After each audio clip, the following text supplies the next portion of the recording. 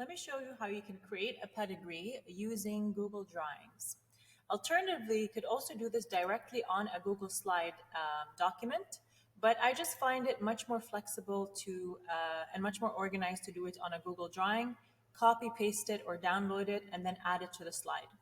On a Google Drawing, you have more flexibility when it comes to the canvas size, so you can resize it to fit the size of the pedigree that you're constructing.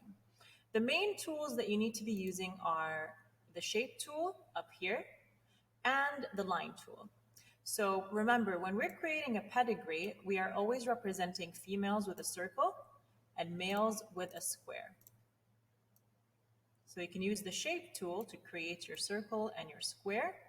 And then once you have them lined up, you could actually indicate a marriage by using the line tool and connecting them like this.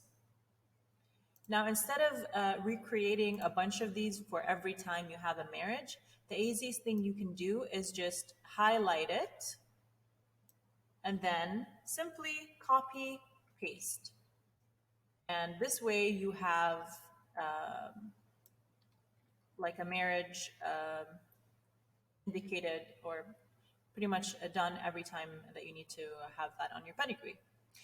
The same goes for the shapes. So for when you're representing a female or a male, instead of recreating your circles and squares every single time and risking that the circle and square sizes are different, the easiest thing you can do is simply copy the circle and paste it whenever you need it. Same with the square. Okay. So let's say that I am creating a very simple pedigree and I have my first marriage right here, 2 parents.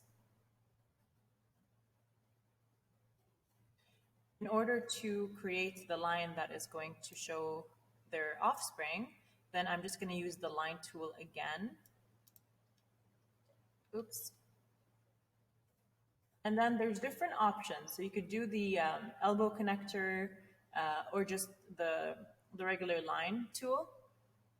I'm just going to do the regular line tool again. So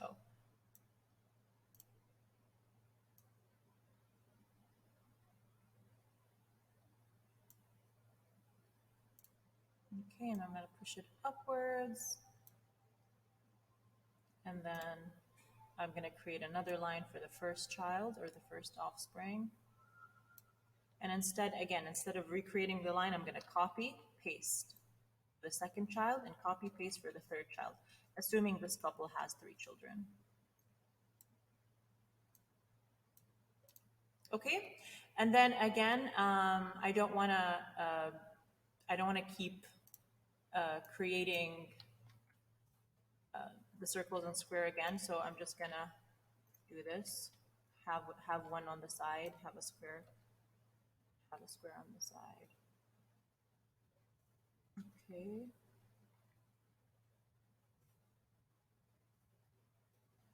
All right, so that way, every time I need a circle, I can just copy paste it.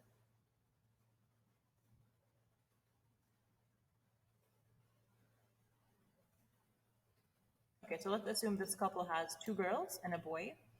And remember, to indicate that the individual has a trait, the circle or the square must be colored in. So in order to color in the shape, you're just going to click on it, go up here where you see the fill color tool, and then you're going to choose a color to fill it in. Okay. Finally, you must label each individual. Remember that each individual must be labeled with the genotype, the name of the individual, and finally the trait that they have or not have. So in order to add your labels, you're going to click on the text box tool up here. You're going to create a text box next to the individual and then fill in the requirements. So name of the individual, genotype, and trait. So let's say curly hair, for example. And again, I'm going to copy paste the text box and do the same for all the other individuals.